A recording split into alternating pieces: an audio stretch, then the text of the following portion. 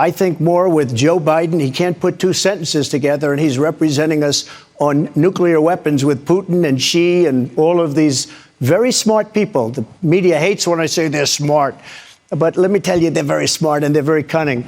And I think he had very little chaos. I think most of the chaos was caused by the Democrats constantly going after me. That was former US President Donald Trump declaring chaos in America has been caused by the Democrats going after him.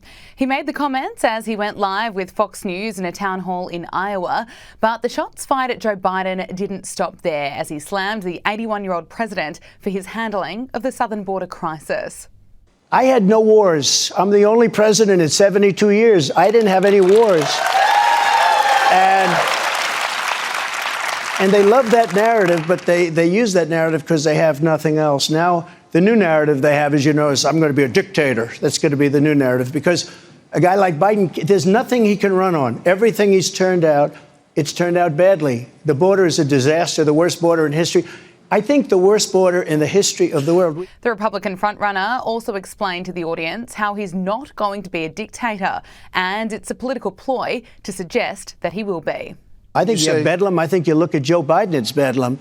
You have a man who can't lead. You have a man who can't find his way off a stage after he makes a speech that lasts for about 2 minutes.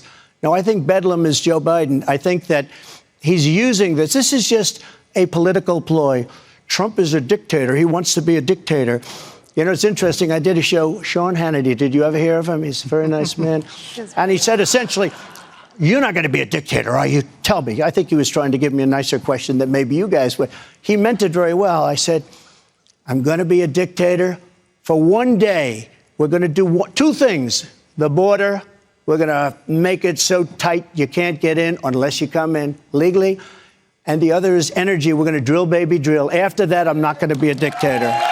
The former president also revealed he knows who he'll choose as his running mate.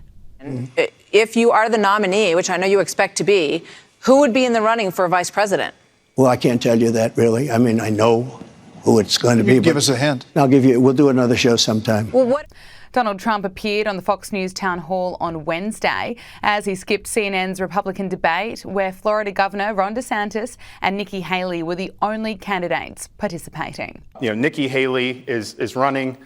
We don't need another mealy-mouthed politician who just tells you what she thinks you want to hear just to try to get your vote, then to get in office and to do her donors' bidding. His campaign is exploding. You're going to see the fact that he has switched his policies multiple times, and we'll call that out tonight. But every time he lies, Drake University, don't turn this into a drinking game because you will be overserved by the end of the night. Donald Trump has recently taken aim at Fox News for the network's use of a CNN poll that showed former UN Ambassador Nikki Haley cutting his lead in New Hampshire to single digits. Donald Trump holds the lead in the poll with 39% compared to Nikki Haley's 32%. The former president posted on Truth Social, "Why does Fox News keep using a fake CNN poll where I'm still winning by a lot?" Meanwhile, former New Jersey Governor Christie has dropped out of the race for the presidency with a scathing assessment of the other candidates.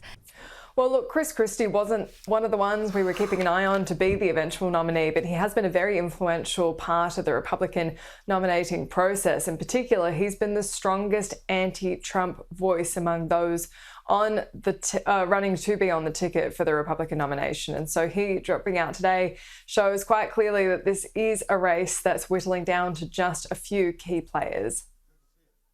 And it's clear to me tonight that there isn't a path for me to win the nomination, which is why I'm suspending my campaign tonight for President of the United States. One of the interesting things here is usually those who are dropping out have their eye on something else, perhaps a vice presidential nomination with the eventual winner or a spot in the administration of whoever becomes the president. But what we've seen from Christie is a very clear indication that he's not going to support anyone in this race, that there is no endorsement coming, even though the presumption was that he would go in and support Nikki Haley. In this we have a hot mic moment we can play you in a moment, but in his actual remarks, he really took aim at those who were running for the presidency who haven't been critical of Donald Trump, and he says are supporting them. supporting the former president to become the eventual nominee?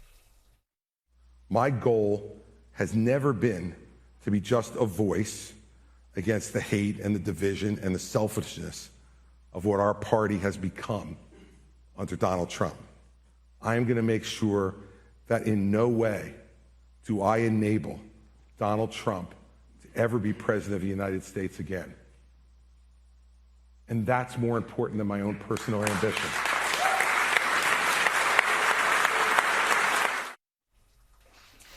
And in an unplanned moment where they were having some technical issues, there was a hot mic moment for Christie apparently speaking to one of his staffers.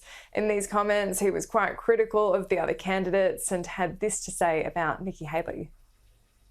And she's going to get smoked. And you and I both know it. She's not up to this. She hasn't even challenged. She's still 20 points behind Trump in New Hampshire, right? Yeah. Oh, yeah. And he's still going to carry Iowa, right? Yes. Oh, I talked to DeSantis called me. Petrified.